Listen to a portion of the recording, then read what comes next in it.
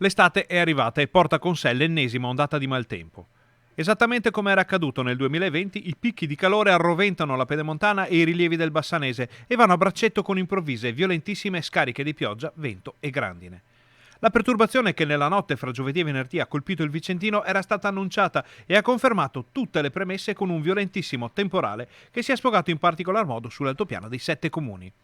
Il fronte temporalesco è arrivato dalla pianura carico di calore e umidità, scagliandosi sulla spalla dell'altopiano come una mareggiata sugli scogli, e a farne le spese è stata soprattutto l'area di Lusiana Conco. Potenti rovesci si sono alternati a grandinate paurose, con chicchi grandi come uova che hanno fatto danni a case e automobili.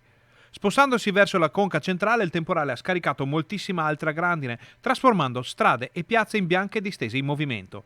Nel suo percorso il fortunale ha sradicato alberi, isolato abitazioni e scoperchiato almeno 2 edifici a Lusiana Conco e a Foggia. Poi si è spostato verso nord.